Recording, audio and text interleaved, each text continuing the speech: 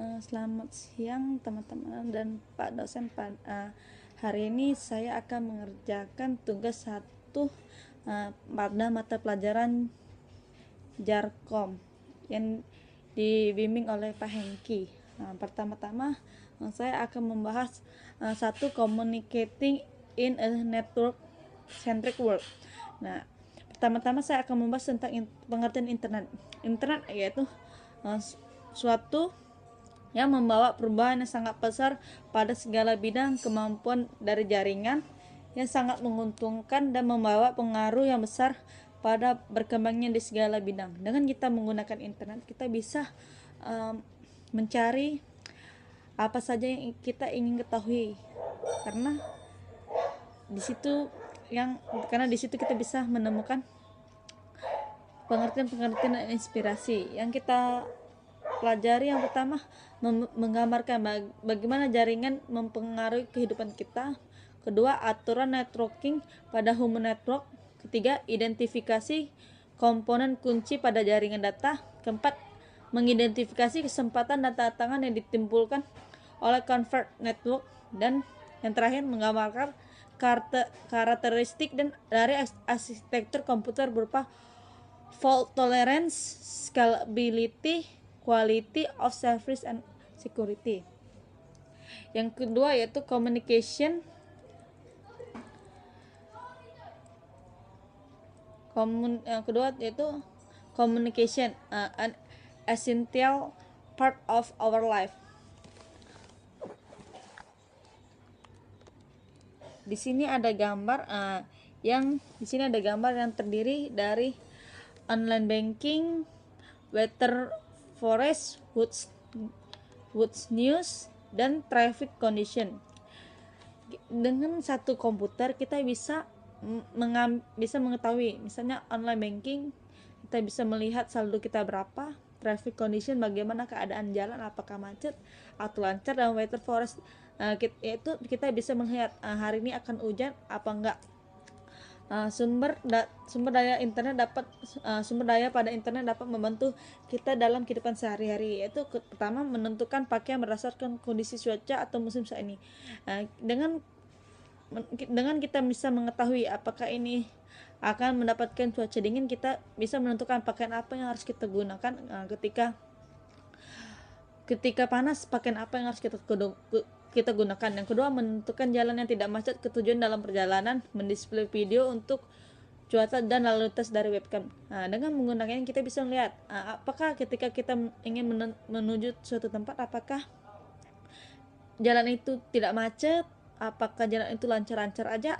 Kita bisa mengetahui apakah jalan itu terkena banjir. Kita bisa mengetahui dengan mendisplay video untuk cuaca dan lalu lintas di webcam. Ketiga, mengecek saldo tabungan dan membayar tagihan secara elektronik. Kita bisa mengecek saldo secara langsung melalui internet dengan menggunakan ponsel, dan atau kita bisa membayar tagihan listrik secara elektronik menggunakan ATM, atau kita bisa mentransfer langsung lewat handphone, juga bisa pakai SMS banking. Kedua, berkomunikasi lewat internet. Kita bisa berkomunikasi lewat internet dengan menggunakan atau Skype, Yahoo, dan lain-lain. Informasi kesehatan, kita bisa mencari penyakit ini jenis apa, penyebabnya jenis apa, cara pengobatannya jenis apa. Terus kita bisa sharing video, home video, dan pengalaman. Di sini kita misalnya contoh aplikasi yang bisa sharing foto yaitu Instagram yang sekarang sangat banyak digunakan.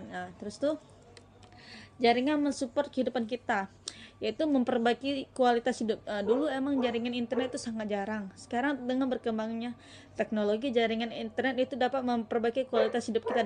Dari pertama kita nggak bisa menggunakan komputer, sekarang kita bisa menggunakan komputer. Pentingnya komunikasi ini sangat berperan langsung ya. Kita harus menggunakan kata-kata yang mudah dimengerti dan menggunakan bahasa Indonesia yang benar. Terus bagaimana cara kita berkomunikasi? Pertama, dengan saling kita berhadapan-hadapan dengan menggunakan media atau alat yang mudah kita gunakan. Terus tuh jaringan data awal terbatas pada bertukar informasi berbasis karakter antar sistem komputer yang berhubung. Terus tuh kita akan membahas the architecture of the internet, yaitu describe how packet switching help improve the resilience and fault tolerance of the internet architecture. Di sini ada gambar ya. Nah, di sini ada gambar.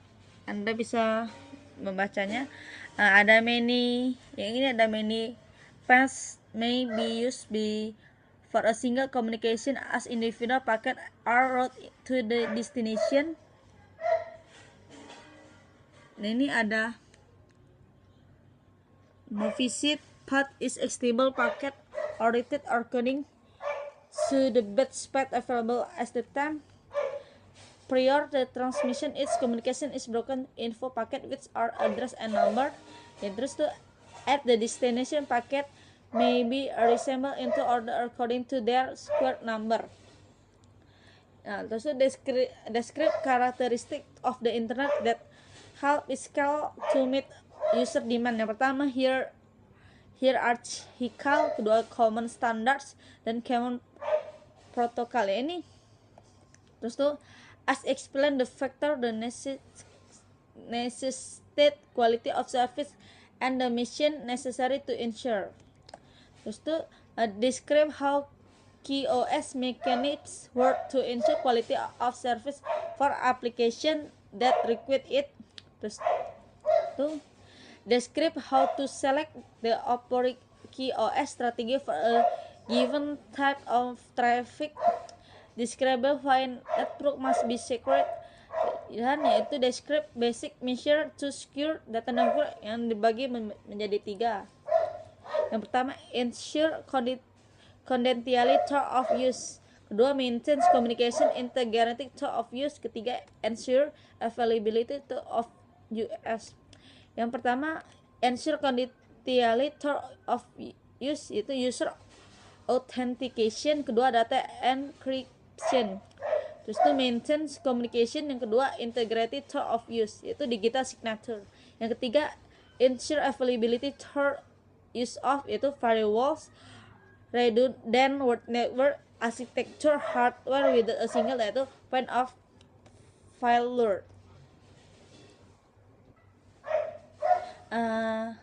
The network as a platform yaitu data networking role component and challenge, yaitu basic characteristic of communication.